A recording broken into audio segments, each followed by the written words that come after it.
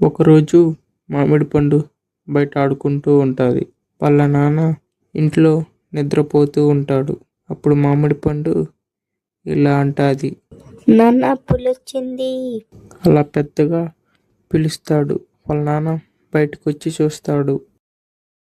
పులొచ్చిందన్నావుగా, ఏది పులి? ఊరికినే అరిసినాలే. అలా చెప్పాక బాగా కోపంతో ఇంట్లోకి వెళ్తాడు.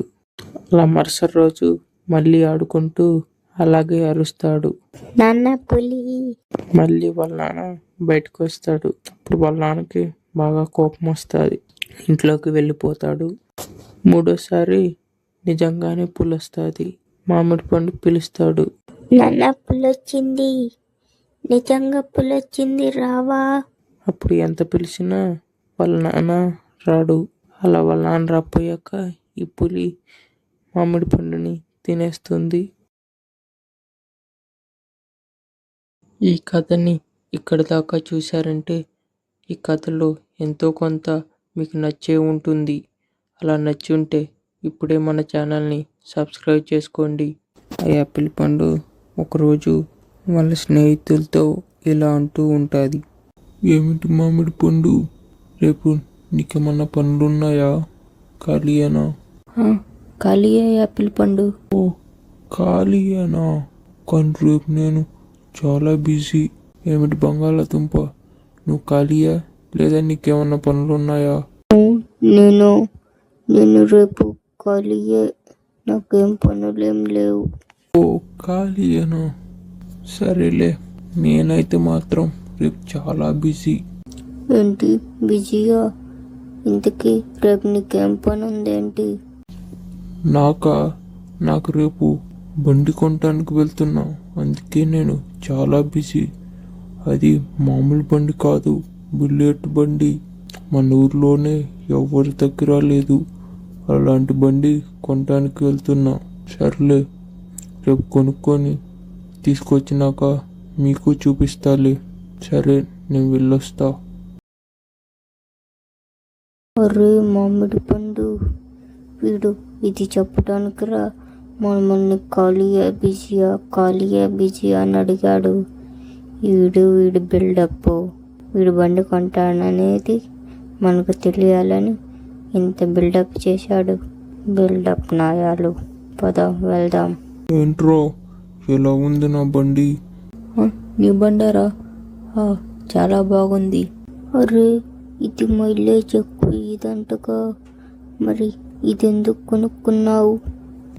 మైలేజ్ గురించి మీలాంటి పెట్రోల్ కొట్టి లేని వాళ్ళు ఆలోచించాలరా, నాలాంటి వాళ్ళు కాదు. నాలాంటి వాళ్ళు ఏం ఆలోచిస్తారో తెలుసా? బండి ఎంత బాగుంది, ఎలా ఉందని ఆలోచిస్తారు. మైలేజ్ గురించి అస్సలు ఆలోచించరు తెలుసా?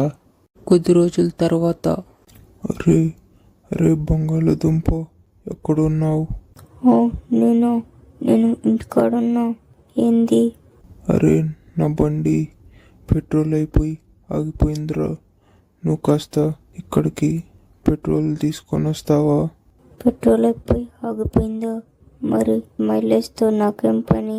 అంటూ కారా, ఇప్పుడేమైంది? అప్పుడేదో బండి కొనాలని ఆనందంలో అలా మాట్లాడాను లేరా. ప్లీజ్ రా, పెట్రోల్ తీసుకొని రారా. సరేలే, వస్తున్నా. కొద్ది రోజుల తర్వాత, అరే బంగాళదుంప. ఏంటి ఇలా వచ్చావు? అరే ఏంటంటే బస్ స్టాండ్ దాకా పోయి వస్తా, నీ బండిరా. ఏంటి నా బండ?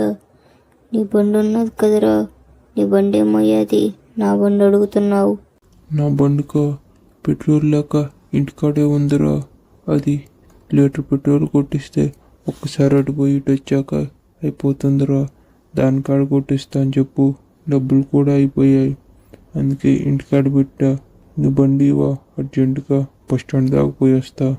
ఓ రోజు నాలంటోడు మైలేజ్ చూడ్డు, బండిని చూస్తాడు, అది ఇదంటూ కారు. సరేలేరా, అరే ఏదో దొలకొద్ది ఇదేదో మాట్లాడాలి. ఇప్పటికైనా అర్థమైందారా? బండి మనకు నచ్చింది కాదు, మన సంపాదనకు నచ్చే బండి కొనుక్కోవాలని. సర్లే, ఏం బాధపడగాకు. ఇది అమ్మేసి నీ సంపాదన తగ్గ బండి కొనుక్కుందాంలే. చూశారుగా స్నేహితులారా, మీరు కూడా వీడిలా హెచ్చులుకుపోయి రొచ్చులో పడకండి. చూస్తున్న ఆడియన్స్కి లైక్ అండ్ సబ్స్క్రైబ్ చెప్పు. ఈ కథ మీకు నచ్చుంటే లైక్ చేయండి, సబ్స్క్రైబ్ చేసుకోండి. ఆపిల్ పండు ఏమిటి బంగాళాదుంప? మరేమిటంటే, నువ్వు ఎలుకల్ని తరం కొడతా ఉంటగా. మా ఇంట్లో చాలా ఎలుకలున్నాయి. నువ్వు వచ్చి వాటిలన్నిటిని తరిమేయవా? అంతేనా? సరే పద, తరిమేద్దాం. ఏంటి, ఏం ఆయుధాలు తెచ్చుకోకుండా ఎలా తరిమేస్తావు?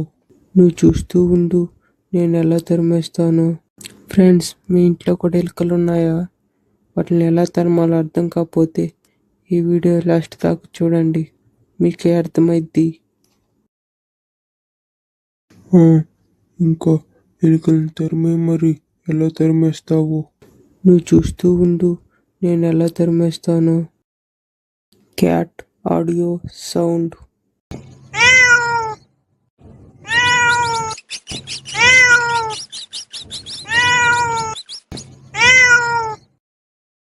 చూసావా ఎలుకలన్నీ ఎలా పారిపోయాయో?